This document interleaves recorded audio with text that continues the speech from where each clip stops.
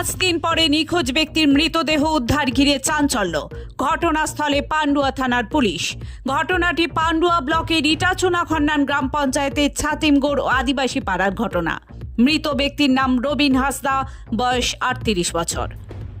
পরিবার সূত্রে জানা যায়, গত মঙ্গলবার সন্ধ্যার পর থেকে হঠাৎই নিখোঁজ হয়ে যায় রবিন হাসদা। পরিবারের লোকজন বিভিন্ন জায়গায় খোঁজাখুঁজি করে তাকে খুঁজে না পাওয়ায় অবশেষে পুলিশের দ্বারস্থ হয়।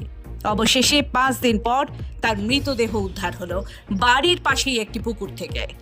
আজ সকালে তার মৃতদেহ পুকুরে ভাসতে দেখেন স্থানীয়রা। এরপরই খবর যায় পরিবার সহ পান্ডুয়া থানায়।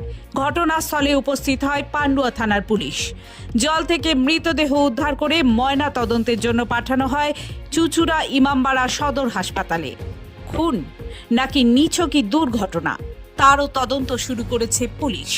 এমন ঘটনায় শোকের ছায়া নেমে এসেছে পরিবার সহ গোটা এলাকায়। মঙ্গলবার বেলা 3টে নাগাদ ঘর থেকে বেরিয়েছি। আমি বাড়িতে ছিলাম না, আমি তো কাজে যাই। আচ্ছা, এবার কাজের সন্ধ্যেবেলায় বাড়ি ফিরে এসে এবার আমরা জানি ও এমনি রোজই বেরোয়, আবার সন্ধ্যে 6টা 6:30টার মধ্যে বাড়ি চলে আসে। কোথাও কাজ করতো নাকি? না কাজ করতো না, বাড়িতেই থাকতো। খোঁজাখুঁজি করছিল 7টার পর, আর আসছে না দেখে আমরা আশেপাশেই খুঁজতেই বেরিয়েছিলাম। সকাল থানায় জানিয়েছিলেন? হ্যাঁ, জানিয়েছিলাম। তার বুধবার বৃহস্পতিবার দিন থানায় মিসিং ডায়েরি করে এসেছি। ননদ আজকে বাসন মাজতে গেছিল পুকুরে, কালো মতো ভাসতে দেখে বলছে ওটা কি। কাকিমা আবার ও দেখলো, ঢিল ছুঁড়ে দেখলো, চুলের মতো ওদের মনে হলো। আমি তো ছিলাম না, আমি দোকানে গেছিলাম। এই ননদরা বাসন মাজতে গেছিলাম, ননদ আর কাকিমা। ওরা ননদই বলছে ওটা কি ভাসছে।